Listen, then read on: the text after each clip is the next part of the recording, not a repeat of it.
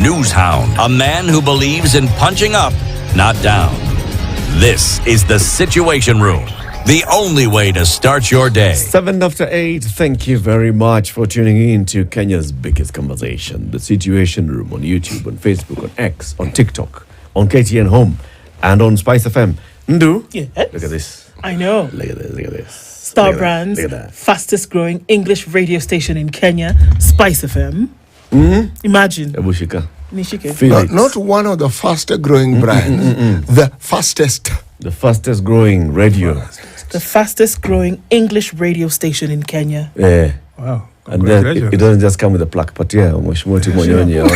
Yeah. Feel how we feel. Wow. This is really good. And on top Well of that, done. And you have been very consistent in your presentation. Thank you. You are one of the best. In fact, you are the best.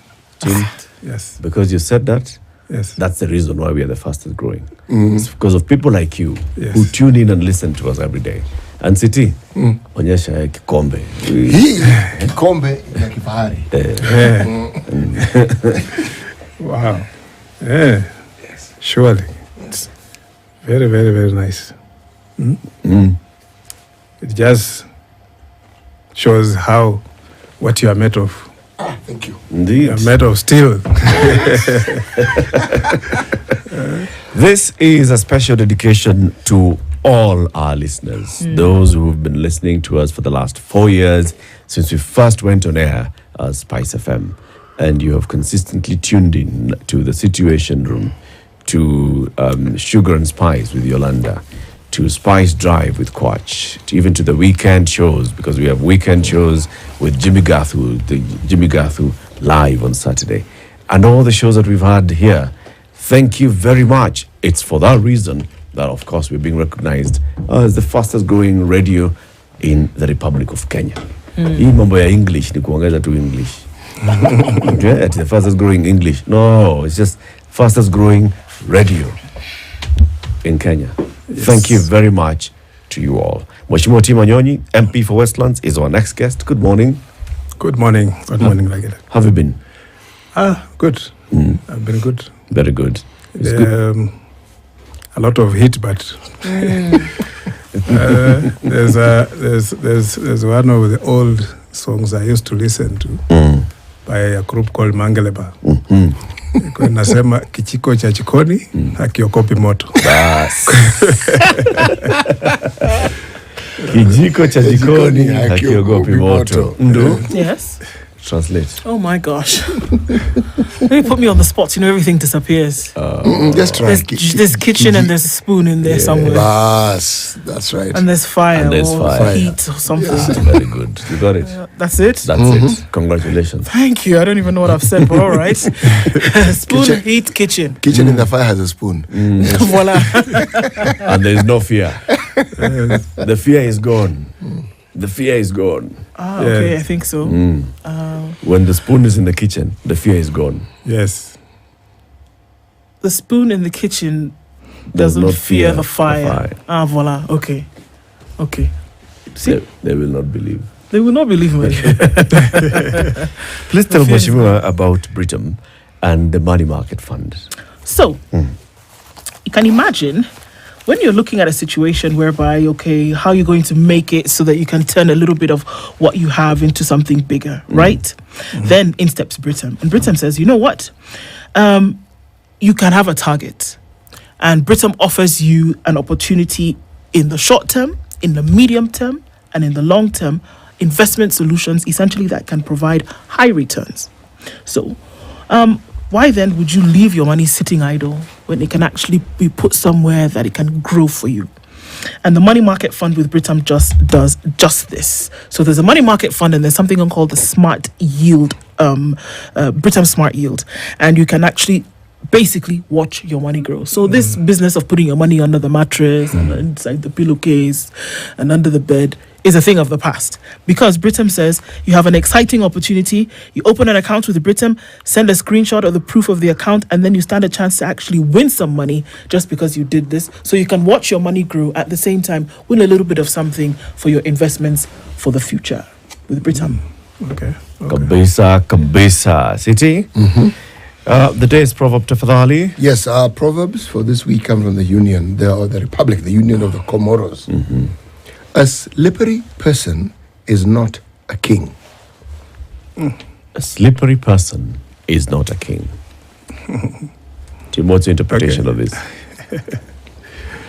Wow. A slippery person is not A king. a king. Wow.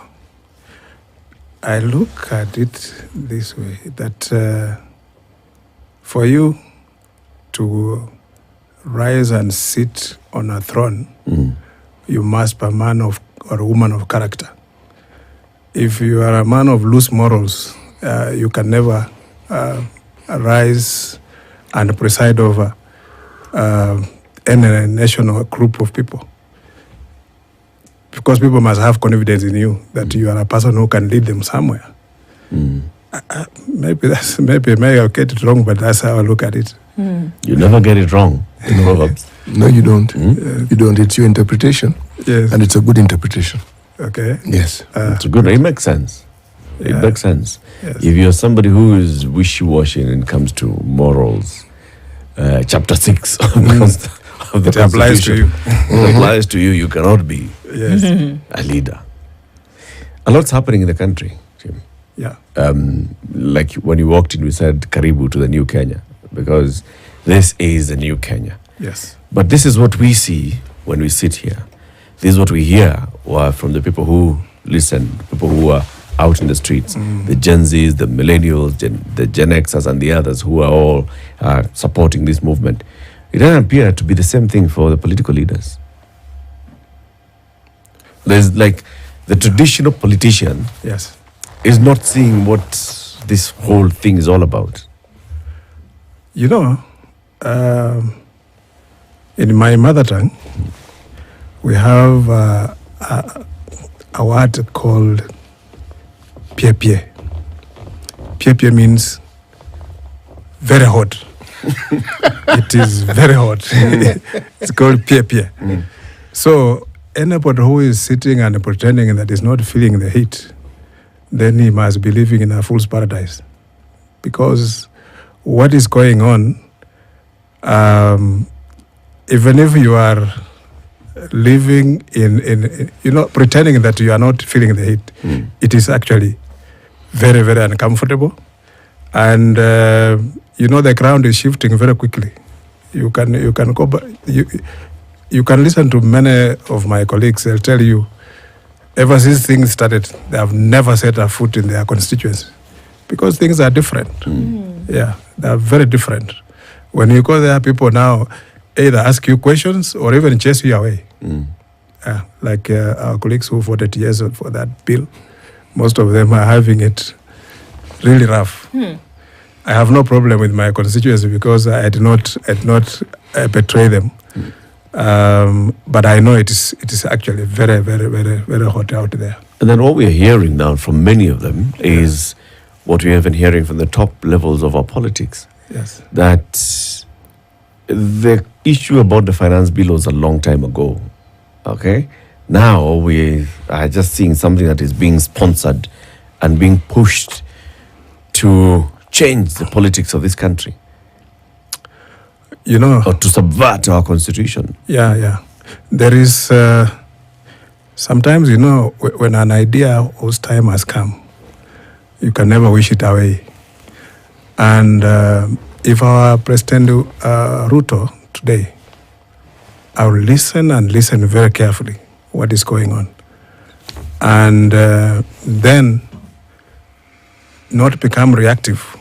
He should now engage this Gen Z generation and listen to them. The issues they are raising are very good issues.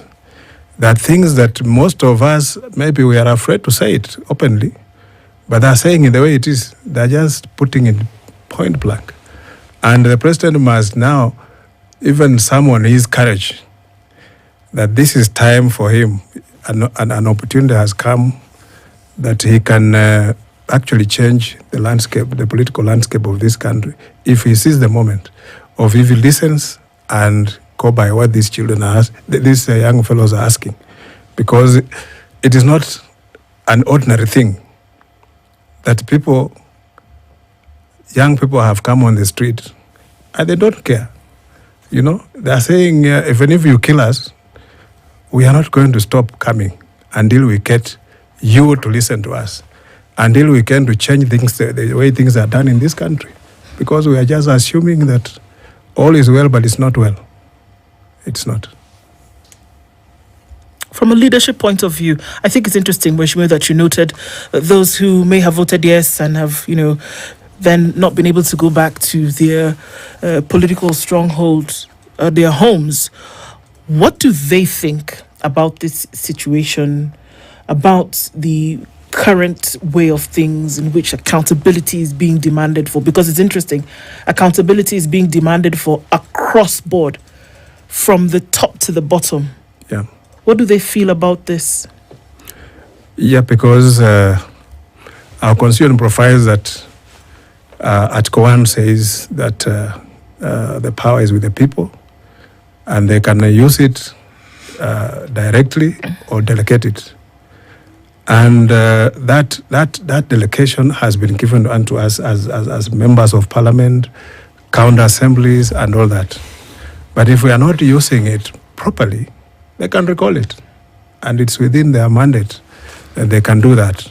So if you are a member of parliament or you are a member of county assembly or whichever position you hold, elective position, and you are not listening to your electorate, those are your bosses, then you are not representing them, because that is one of the core value function of a member of parliament or a member of a county assembly, that we represent the people at the level they have sent us. So if that goes wrong, then the people you represent, they can decide that we are taking back our mandate. And then for you, it means that now you have to go back and either seek fresh mandate or apologize and seek for, whether they'll listen to you again or not. So it is time for us to start re-examining ourselves from inside out, because things are not working the way we thought they will. Right now, even as we speak, we have been, since the Gen Z raided Parliament, we have been out of Parliament since that time. We are going back tomorrow. We don't know how it look like when we go back to that house, because right now these guys are going to put us on a radar. They will be listening and watching your action, that whatever you do is actually being mirrored by somebody. Do you think it's a good thing that that's finally happening? It's not happened in this manner before. Do you think it's a good thing that now that there are people who are watching what elected representatives then are going to do and say, okay, they need to actually hold us to account? Is that a good thing? I think it is a very good thing. That most of the time we have refused to account for actions. We have refused to account for even resources put before us to use in a particular way. And when we are put to task, people become very arrogant and sometimes refuse even to acknowledge that something is not working. Because normally when you are put in a position of authority or influence, you are supposed to influence certain things. You are supposed to influence maybe change and bring development within that area. You are supposed to influence some things happening in your area of your jurisdiction of representation. But if that is not happening, then the people have got the right to ask you. This thing called citizen participation. Sometimes when you want to do projects, for example, we have CDF in the constituencies. If I want to implement a project, we have to hold a public baraza with the people within that locality and ask them, we want to build a chief's office here. Is that a priority for us, or is there anything else that we want to do? And if the people say they don't want that, or you want to build a police station, then you have to come up with something else, or they propose something that is more neat in that place than what you want to do. So this participation is something that we must always be very alive to, because that is something that has been missing, is a missing link. And whatever that has happened in our country, what the Gen Z have done, they have just made some things start working. Because I don't imagine that there could be anybody who will have made President Ruto become, right now he's even tongue-tied. He does not speak as fluent as he used to. Because these fellows have put him on task. They are asking questions, and the questions they're asking are actually something that has been going wrong for a very long time. And now they're calling for check. We are here now to provide the check. If the people we put in place to oversight you or to check you have no power to check, then we are doing it directly. You know, we even described this topic today to be like the Gen Z expectations and the Gen Z way of doing things versus the traditional politics, the traditional way of leaders responding to issues, right? So let's start with the tradition. What we're used to seeing are leaders such as yourself, members of parliament, those in the governors, MCAs, coming to the people and presenting what they think the issues of the people are at campaign stage, getting elected, getting into office. And when you're getting into office, now you become the leader. You come and tell the people, this is what we are doing and this is why we are doing it. We are going to put up a police station here. Few, like yourself, will have the public baraza and say, would you like to have a police station? But many will be like, we want to put a police station here, sababu kumekuwa na uhalifu hapa. Na tunataka tuweke police station hapa. And they pretend that they have listened to the people.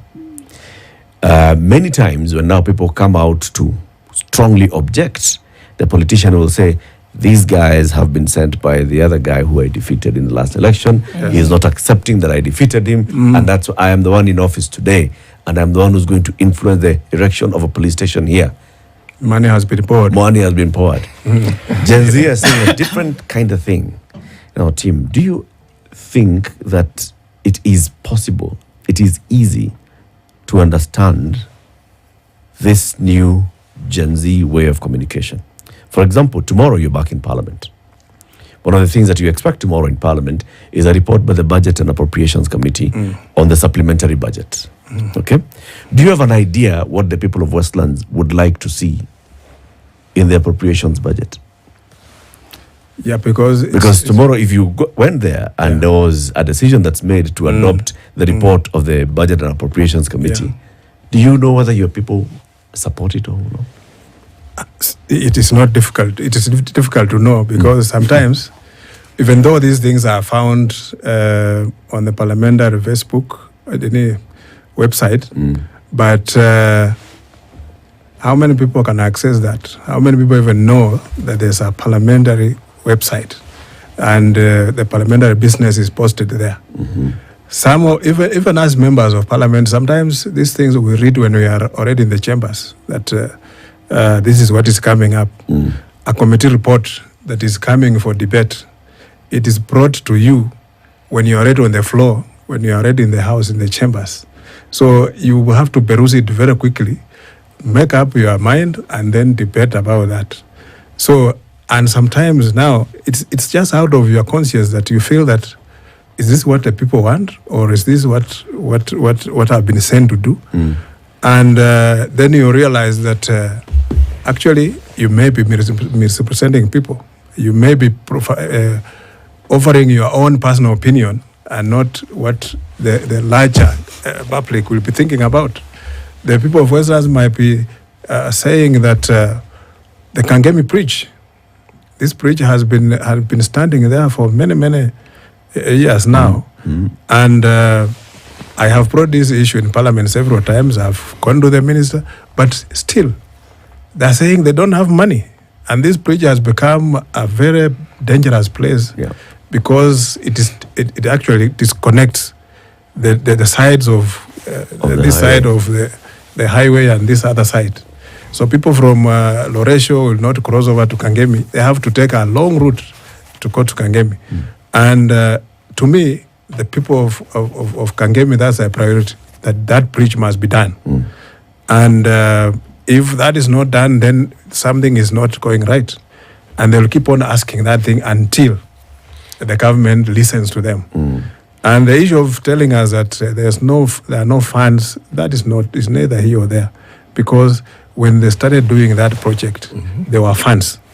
And the funds were there to do and complete the project. So what happened? Did somebody divert the money, or what happened? So then that's what I was asking. Sometimes it's difficult to know what the demands are. Yes. And right now, the demands are live, right? Yes. If you listen to what the president was saying yesterday, so they agitated against the finance bill. I first amended, then I heard them saying, no, don't amend, reject. So I said, okay, I'm not going to sign it. So I didn't sign it. Then I heard change the government. So I dissolved the cabinet. So I had, at some point, I need to know what am I dealing with. There are too many, conversations happening at the same time that I am not even sure what do you want me to address.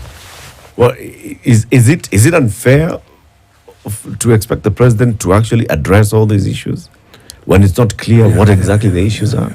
Or are there issues that the president is just choosing not to address? There are issues, but they're just making it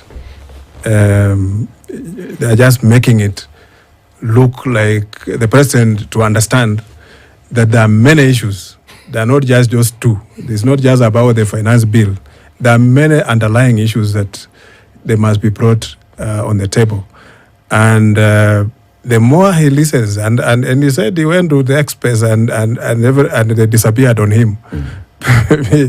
Because I think they were feeling that the president is not being honest with them, and that's why they didn't want to engage him. Because they are saying what they have asked is quite out there in black and white. Why doesn't he just take up and act on those issues?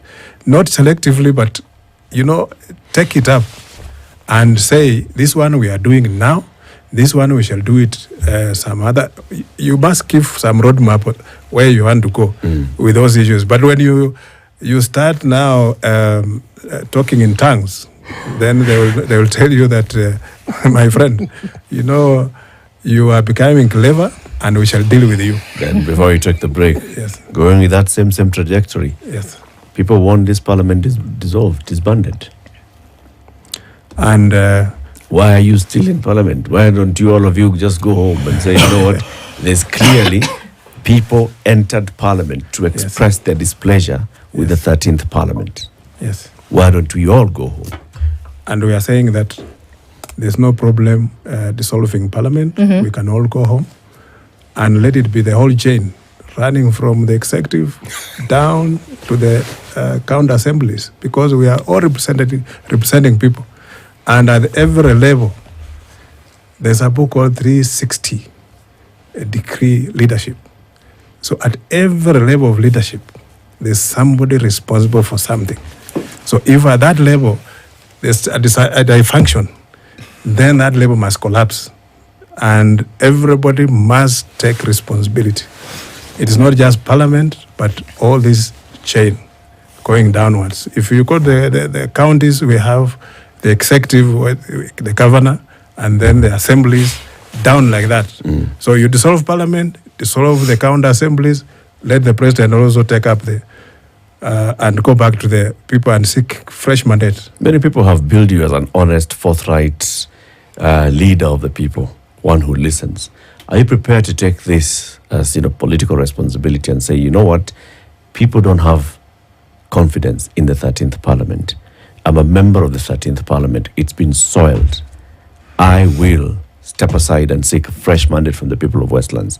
If they want me back here, I come back. But I come back with a clean conscience that they did not have a problem with Tim Wanyonyi. They had a problem with the others.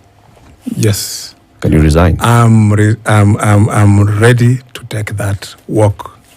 I am ready to take that walk because I have served in the past 2 parliaments. And this is one parliament that is so indecisive that the people who sit in this parliament, some of them are just voting robots or whatever you call them. Because They come only the time when they are calling for the vote. They have no idea what has been debated. They have not read anything. But because they reach and then the whip of that side tells them, we are voting yes. And they just vote yes and leave. And you see, when you go out there, even if you voted no or you did what, it is just collective responsibility as a whole parliament. People will say this parliament is bad, and doesn't matter if there are a few good people inside there. All of you are put together in the same basket, and you are rotten. So they have to throw out all of you. Let's take a break. 28 minutes to 9. The Honorable Timo Nyonyi, MP Westlands Constituency, is our guest this morning. The Gen Z revolution, Gen Z way of new politics versus traditional politics. Which one will carry the day? We'll be back shortly. This is the Situation Room, the only way to start. My skin is my identity, my strength. It's unique and deserves care made specially for me. New Nivea Radiant and Beauty Advanced Care with 5 oils and 5 vitamins. 48-hour nourishment. Helps reduce appearance of stretch marks in just 2 weeks. New Nivea Radiant and Beauty Advanced Care for your shade of beautiful. From heart-pounding action to tear-jerking romance. You will never lose me, Padres. From mind-bending mysteries to side-splitting comedies. Is that blood? KTN Movie Experience, we have it all. Mystery, adrenaline, action. 9 seconds.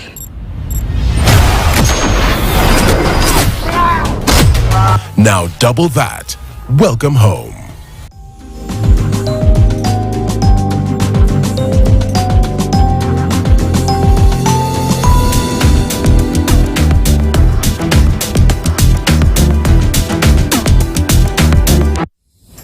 Are you ready? On what?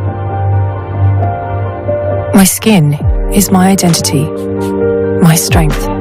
It's unique and deserves care made specially for me. New Nivea Radiant and Beauty Advanced Care with 5 oils and 5 vitamins. 48-hour nourishment. Helps reduce appearance of stretch marks in just 2 weeks. New Nivea Radiant and Beauty Advanced Care for your shade of beautiful. There is good governance, citizen-centric governance, and that the primary stakeholder, which is the citizen, be involved or made aware of what is happening in a transparent manner. From an executive point of view, is this too much to ask? It is not too much to ask because as a leader, you are responsible for every action you take. And every decision you make, it is about the people. And if there are no people, then you will not be in that position. So you must listen because this is a delicate position. They have given you that authority to make a decision for them. And if you are not making the right decision, they'll ask you questions. And accountability is something that looks like it's foreign to us. That people in this country, when they're asked to take responsibility, they pass the blame to somebody else. Or they apportion blame. And it's always that the top guy, if you are the one sitting in the top position, the buck stops at your desk. It does not, like a minister saying, a minister of interior, blaming a chief somewhere in the village. This chief was the one who was responsible for the chaos that happened here. It is under your watch that thing happened. Even if that chief is responsible, you do not have to tell us about the chief. It is you to take that responsibility. If a minister of finance, something has happened, a scandal has come in his target, he cannot blame some small officer at the treasury, but the minister must take responsibility. So this is something that looks foreign to us, but is something that somewhere else in other jurisdictions. I know, like in Korea, where it was somebody who was just adversely mentioned in a scandal. He committed suicide. that's how serious it is. But here, it is something like our community is being crucified. Something is happening. Then you mobilize your community to start agitating that they are trying to finish you, or you come and say money has been poured by my opponents and this is happening. This is now the time to call the roll call. Who is who is responsible to the people and who is not? And this is the time for us to listen and do what is supposed to be done. Mheshimiwa, you have a very structured way of engaging with the people who you represent. This I know for a fact. Yes.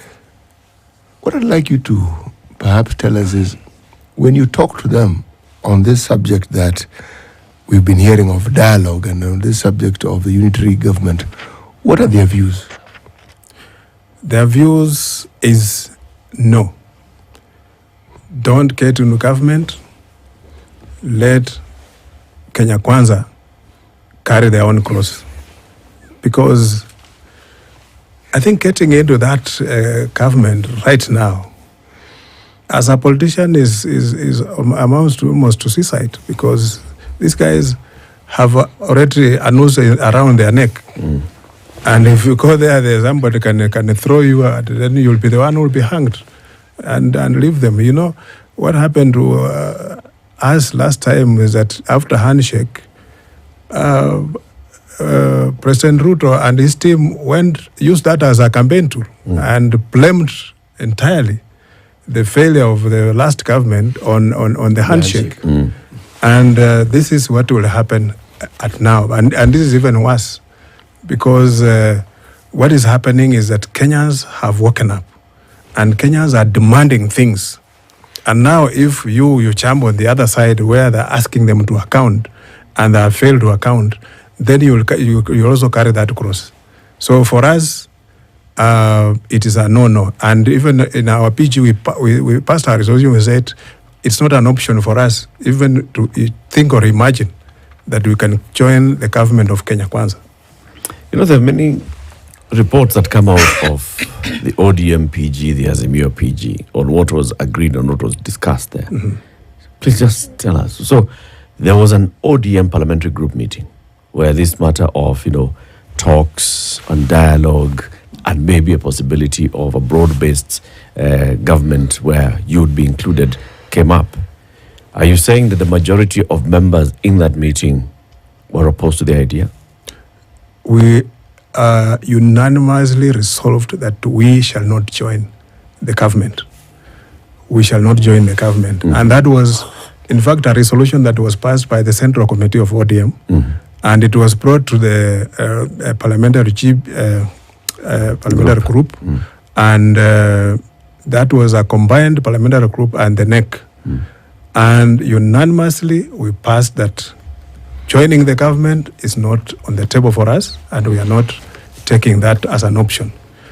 The only thing that we say that we can take part is this thing of not dialogue, but a national. We said we want a national convention, which will include all stakeholders, that they come together at the national level at Bomas of Kenya, so that we bring in people similar to the group that was there that discussed the current constitution. So that like a Bomas, like a constituent assembly. Yes, a constituent assembly, so that whatever decision that will be taken there, it can be used even to amend the constitution to include these demands that are coming up from several quarters of the country. And it will even be an opportunity for us to take audit of the constitution, having been there now for more than 10 years.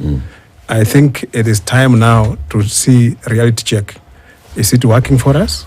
Or there are some things that are not working for us?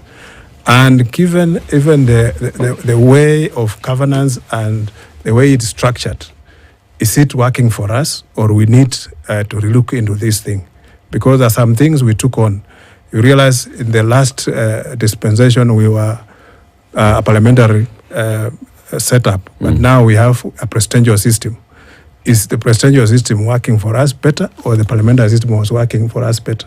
So these are some of the things that we can look into, but not a dialogue that will be constituted by the president, and it will be everything will be said by the president. That one is not acceptable to us. But then, Mheshimiwa, there are those who, after hearing that, the response was, we do not want talks. We have not asked for dialogue. All we are saying is implement the Constitution and adhere to the tenets of the Constitution. If it's about governance, the Constitution is clear on governance. If it's about integrity, the Constitution is clear on integrity. If it's about accountability, a Constitution is clear on accountability. Yes. And the roles of each institution, including the legislature and the executive and the judiciary, the constitutional commissions, the independent officers. People have said back, they've said, dialogue for what? What's broken is clear. Fix what's broken. Yes, that is true. That is also true. But sometimes, when you are pushing for something and you want it to take the shape that you want to take, maybe the current legal framework that is there is not effective enough. And you can make good of it and improve, because since people have lost confidence in Parliament, it will be better if it comes from the people themselves and come and propose that we don't want this section of the law. We want it to change it to this way or do something like that. For example, this appointment of cabinet secretaries is a prerogative for the president. And people are saying that whoever the president is appointing, they don't want them. So could we look into it that role be given to somebody else, so that the president can only appoint what has been given to him, but not him initiating it and appointing and doing everything like that, because we've seen what he has done. But Mheshimiwa, it's not everything. I mean, the president only nominates. No, he appoints actually. And upon approval of Parliament. Yes. The president only nominates.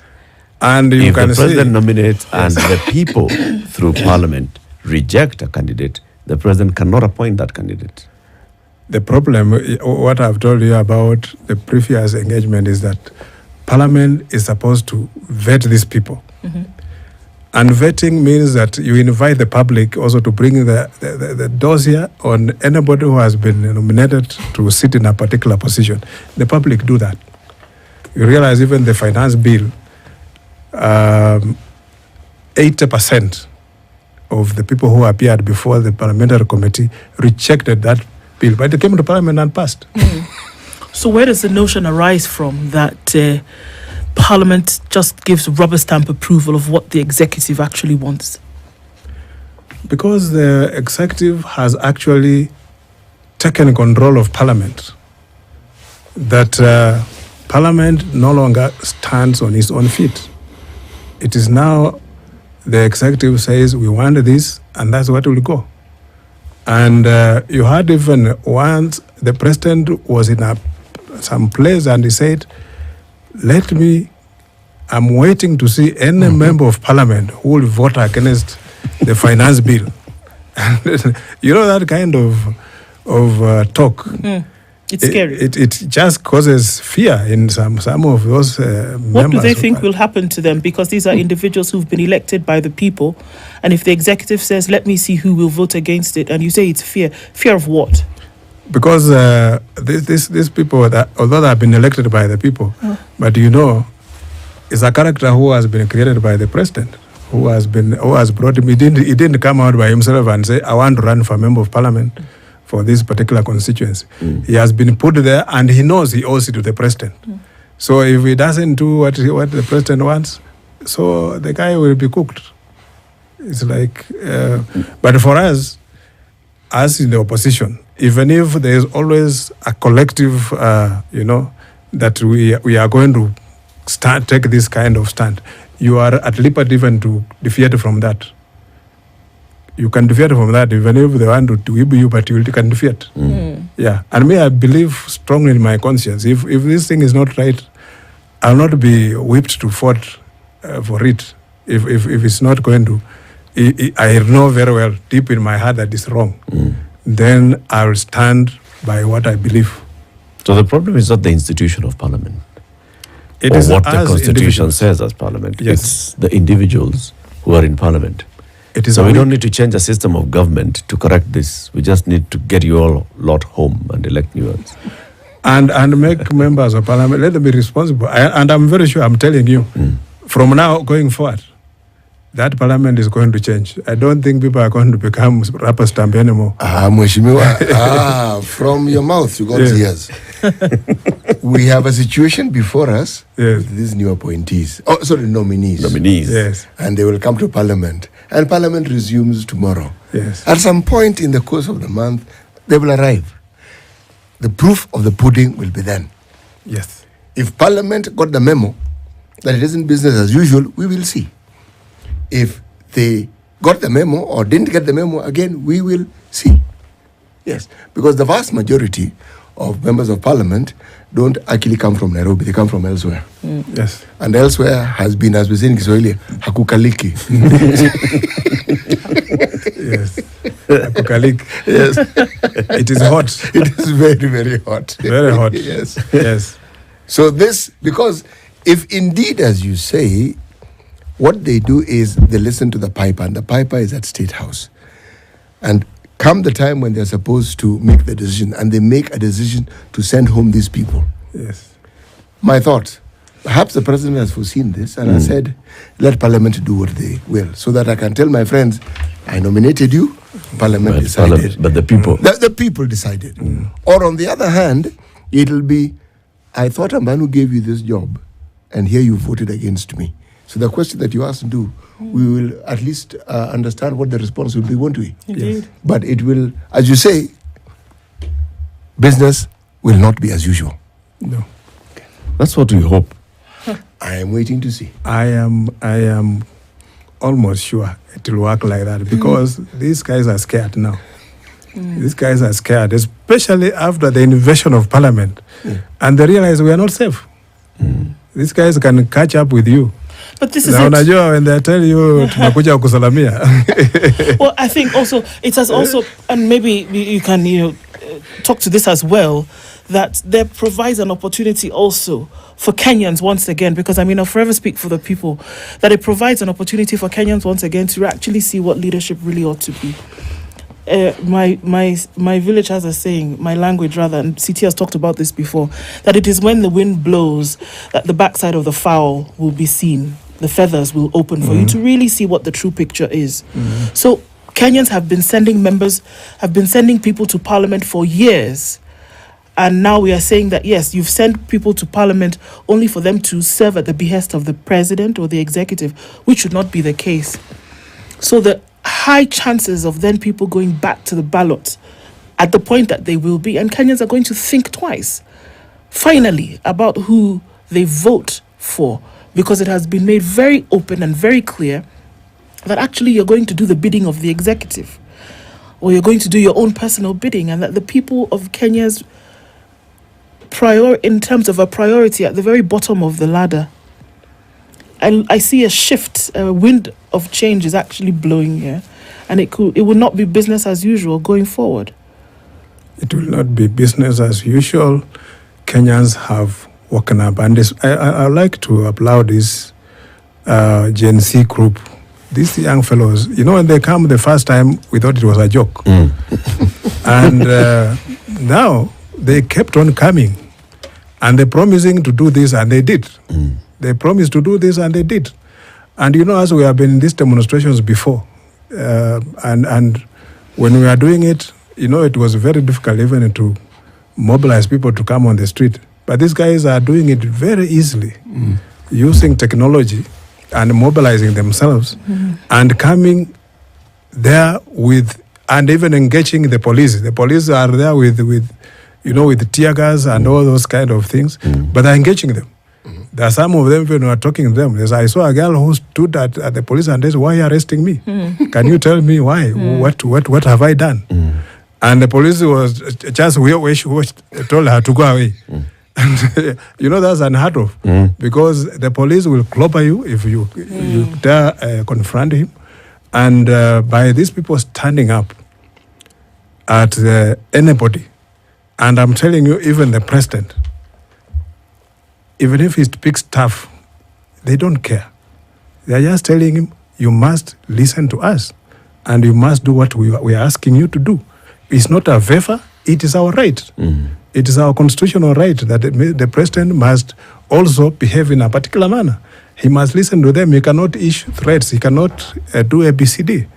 And this is something that all of us as leaders, we must take home, because it is not business as usual. It is now people saying, look, our children are on the street. These are young fellows who say, I don't own anything in this country. Even if you kill me, it's nothing. And I remember even in my own children, they went for the demonstration and they gave us, even I have the pictures here. They said, Daddy, if we got missing, this is our picture. You can look for us. So, now these are guys who are even telling you, you guys, you have not done it, we are going to do it for you. We are prepared to go to the very end of this. And we are prepared to go to the farthest as we can go. And whether you mobilize the military or whether you mobilize who, they don't care. They are just going to go. And if they tell you they are going to mobilize 1 million, I believe them. They can do that. Because we don't know where they are getting this energy from. But in our mother tongue, we also say that these guys are standing sirr.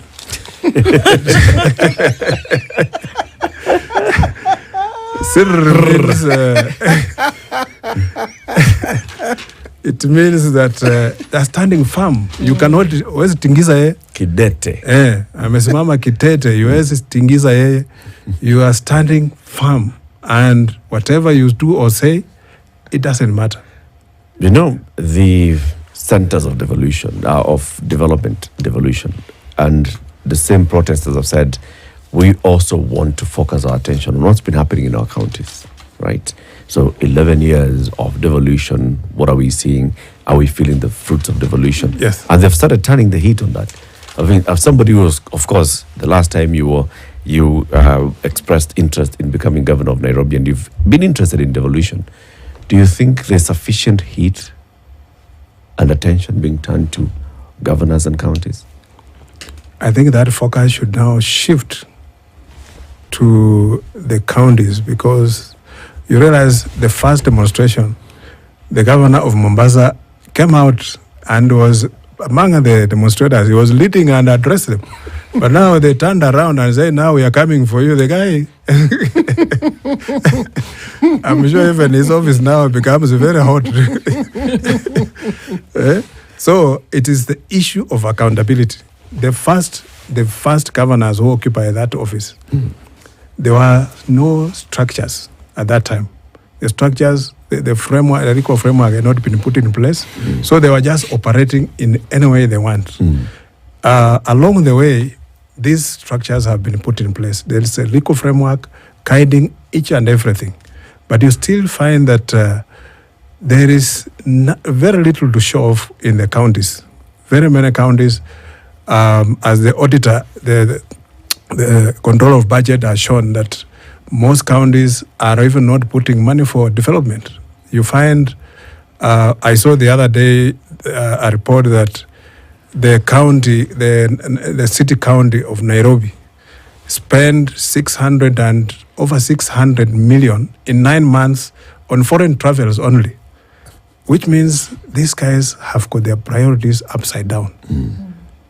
Those foreign travels, what are they translating to? Are they bringing in anything that has changed the way city is being governed? Is there anything that they have? Because many times they say they are going to benchmark, and they come back, you don't see where they went to benchmark. There was one time the MCS of Muranga went to Rwanda, and everything they went to see, they were told this thing came from Muranga. This farming, this what we benchmarked in Muranga. In Muranga, and here you have come to do that. I remember when Kaboko was the governor of Kiambu, the MCAs of Kiambu used to come to Benchmark at Parliament. They used to come. They want to learn how Parliament do things, because now they are trying to align the county assemblies to the structures of Parliament, everything, including in the legislative process and all that. So they came to Parliament and went through from committee to all that. So you find that is a bit more realistic than traveling to Israel or traveling to South Africa to benchmark. When something is right here for you. Tim, always a pleasure having you here. And it's good to have you here again. Today we'll invite you very soon for a return conversation. The Honorable Tim Wanyonyi, Member of Parliament, Westlands Constituency, has been our guest. Keep it here for more conversations. In the next hour, we shift our focus to Meru. Thank you.